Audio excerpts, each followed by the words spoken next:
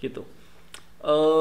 Selebihnya pokoknya itulah, karena memang isu yang lagi rame ya tentang keagamaan adalah radikalisme. Disiapkan aja pertanyaan-pertanyaan yang seperti tadi atau berkaitan atau pandangan kita terhadap isu-isu seperti itu gitu.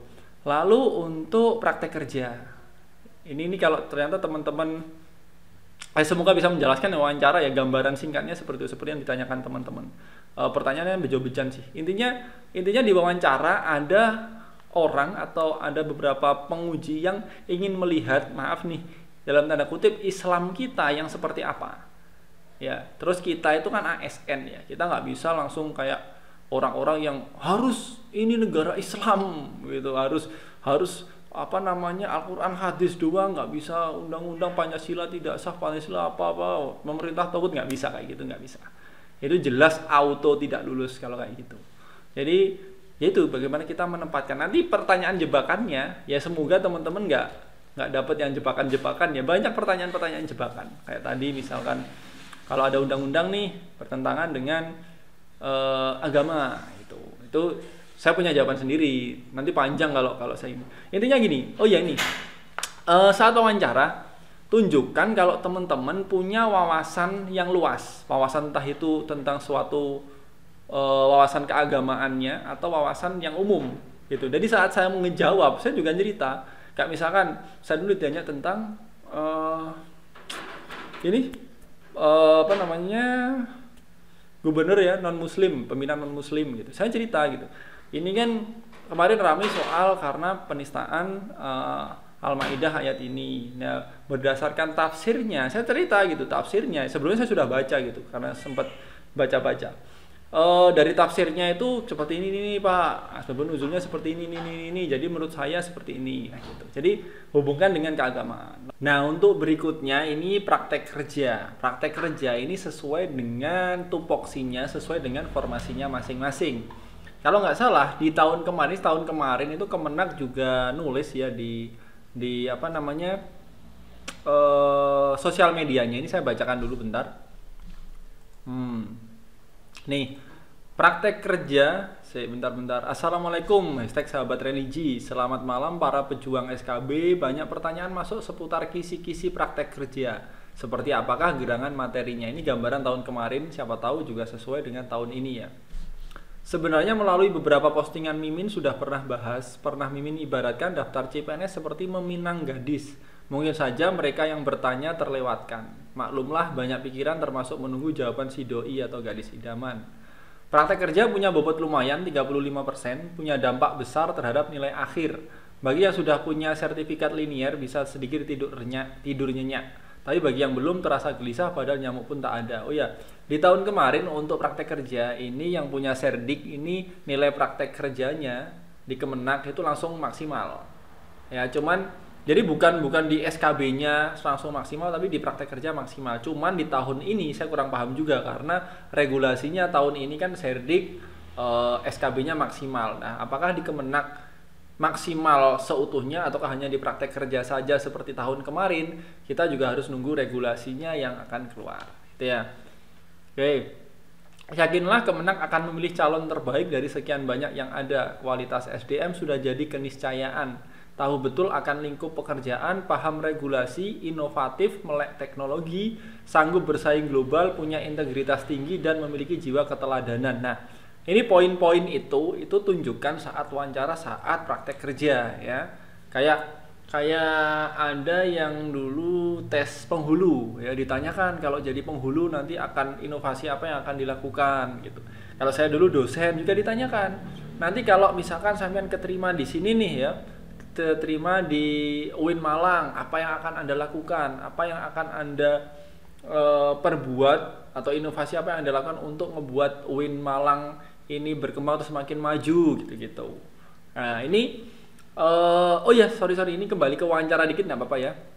Di wawancara teman-teman juga harus ngebaca, di praktek kerja juga sih, ngebaca formasi teman-teman itu apa, regulasinya apa, lalu tupoksinya seperti apa, Kalau misalnya saya instansi di UIN Malang, saya belajar dulu, saya cari itu websitenya UIN Malang, saya buka, saya pelajari prestasinya apa, kelebihannya apa, itu saya pelajari. Jadi pas waktu wawancara, saya hubungkan, UIN Malang ini punya ini kan gitu. Nah kebetulan ini saya juga punya ini, jadi saya bisa mengembangkan ininya UIN Malang gitu itu dihubungkan. Jadi persiapannya harus benar-benar matang, namanya juga perang. Apalagi saya nilainya bukan yang paling tinggi, saingan saya nilainya SKD tertinggi. Jadi saya persiapan harus benar-benar matang ya saat SKB. Itu saya pelajari itu. Jadi saya hubung-hubungkan kelebihan saya, inovasi saya, apa yang saya punya, nanti bagaimana saya membuat UIN Malang jadi kampus nomor 1 misalkan se-Indonesia atau sedunia. Saya akan melakukan ini itu ditanyakan juga. Gitu ya. Lalu ini lanjut ya, ini yang tulisannya miminnya Kemenak tahun kemarin ini. Cobalah buka-buka lagi postingan lawas Mimin, nisanya masih segar. Tetap tersenyum, mari dalam hashtag tebarkan kedamaian kapanpun, dimanapun, dan kepada siapapun. Ini dari @Kemenak RI. Lalu yang dijelaskan lagi, ada gambaran lagi ini. Entah ini nyambung nggak, berguna atau tidak bagi pejuang SKB, tapi Mimin mencoba menganalogikan bahwa praktek kerja itu ya mirip mekanisme dunia kerja. Bayangkan kita jadi bagian dari sebuah tim dan kita pegang peranan penting atas keahlian dalam jabatan formasi yang dipilih. Maka yang perlu dilakukan adalah menyiapkan rencana kerja. Lah kan baru melamar kerja, mana mungkin tahu lingkup pekerjaannya. Justru disinilah bedanya peserta yang siap dan tidak siap. Peserta yang siap maka dia akan bedah regulasi, stalking segala macam bentuk kerjaan atas jabatan itu. Nah, yang saya bahas tadi itu ya. Ini juga adminnya Kemenang juga mengingatkan itu. Jika guru dan dosen aja siapkan RPP, maka jabatan lain pun tidak salahnya siapkan barang serupa. Terus rencana kerja itu isinya apa aja? Itu kembali kepada kapasitas setiap pekerja. Kata kuncinya ringan, komprehensif, fokus pada tagar, mudah dipahami dan inovatif. Jika perlu lengkapi dengan instrumen model analisis. Tuh, itu gambarannya praktek kerja yang dituliskan oleh adminnya Kemenang di tahun kemarin ya. Jadi kemungkinan besar di tahun ini juga tidak akan jauh berbeda gitu.